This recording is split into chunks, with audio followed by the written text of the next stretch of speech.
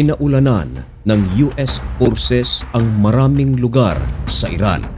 Ito na ang pinakabagong ginawang pag-atake ng Amerika matapos atakihin ng Iran ang base militar nito na nasa Jordan. Ang pag-ataking ito ay kasunod lamang ng magsagawa ng joint strike ang Saudi Arabia at United States of America sa mga militanteng grupo at sa mga lugar na nasa Iraq na siyang kontrolado ng Iran.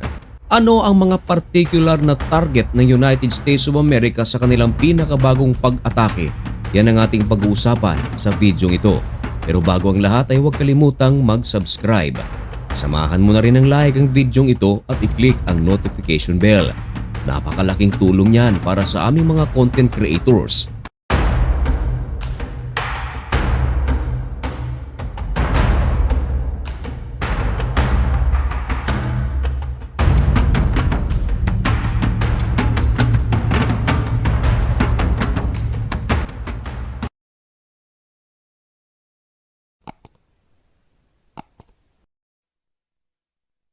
Maligayang pagbabalik mga kaibigan. Kumusta kayong lahat?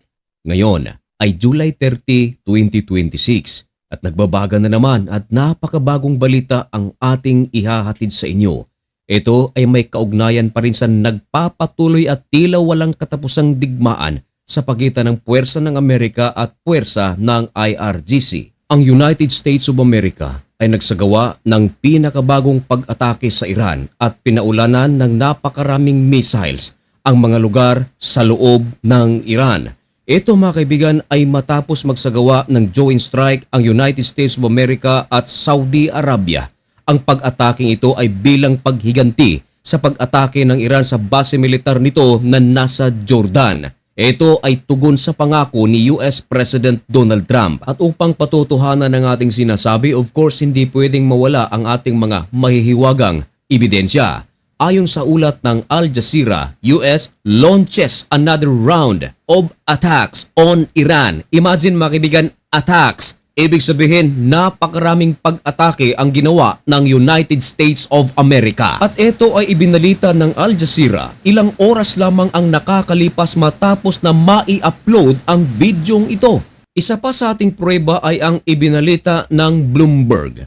Ang kanilang headline ay ganito: US strikes Iran again as conflict widens across Middle East. Now, ayon sa ulat, Miyerkules ng gabi, kagabihan mga kaibigan, July 29, mga alas 10 ng gabi habang tahimik sa Iran. Wala pang ginagawang pag-atake ang United States of America pero hindi maikakaila na nakahanda ang puwersa ng IRGC dahil ine-expect na nila na maghihiganti ang United States of America sa kanilang pag-atake. Hanggang sa dumating na nga ang kanilang hinihintay. Hindi na malaya ng air defense system ng Iran na pumasok na pala ang mga eroplano ng US forces sa maraming lugar sa Iran. Dito na narinig ang mga sunod-sunod na pagsabog. Yun pala ay inaatake na sila ng puwersa ng mga kano. Matapos lamang ang ilang sandali, agad na naglabas ng pahayag ang US Central Command at inanunsyo na ayon sa kanila, powerful response ang kanilang ginawa. Tinawag nila ang kanilang pag-atake na heavy wave of strikes. 2 oras ang itinagal ng pag-atake ng US forces. At alam nyo ba mga kaibigan kung ilang lugar ang tinamaan ng pag-atake ng Amerika? 12 ng lugar ng mga Islamic Revolutionary Guard Corps ang kanilang tinarget. At ang masaklap, kasamang tinamaan ang Military Command Center ng IRGC. Wasak na wasak ito. Ayon sa US Central Command, kumpirmado din na kanilang nawasak ang missile facilities ng IRGC, ganun din ang drone facilities. Hindi rin nakaligtas ang coastal surveillance ng Iran, maging ang kanilang defense sites ay nawasak at ang kanilang maritime capabilities ay talaga namang napilay. Napakalaking dagok ito para sa puwersa ng IRGC. Kinumpirma na rin ng tagapagbalita ng Tehran ang naturang pag-atake ng United States of America. Nagtakbuhan ang maraming mga Iranians nagtago at marami ang mga nangangamba sa kanilang buhay dahil hindi pa tapos ang gagawing pag-atake ng Amerika ayon kay US President Donald Trump. Naglabas na rin ng pahayag ang Iranian officials at tahasang sinabi nito na sa naturang pag-atake ng Amerika ay merong mga residential building ang sa Qasem Island ang tinamaan ng puwersa ng Amerika. 3 tao ngayon ang pinaghahanap sapagat ito ay natabunan daw ng mga gumuhong gusali. Meron namang 2 ang injured at kasalukuyang ginagamot sa pagamutan sa Iran. Dagdag pa ng Iranian official na ibinalita ng Al Jazeera, nagkaroon din ng malawakang brownout sa mga lugar na tinamaan ng kanilang pag-atake.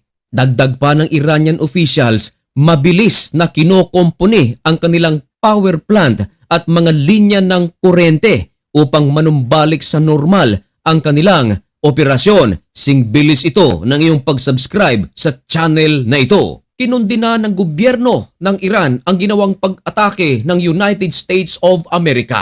Pero wala pang opisyal na pahayag ang Iran kung ano ang kanilang gagawin sa pag-atake ng United States of America. Pero maraming mga bansa ngayon sa Middle East ang naghahanda sapagkat maaaring gumanti ang IRGC at maaaring target nito ang mga base militar ng Amerika na nagkalat sa Middle East. Marami kasing base militar ng Amerika na nasa Jordan, nasa UAE, maging sa Saudi Arabia, Kuwait, Bahrain, maging sa Iraq.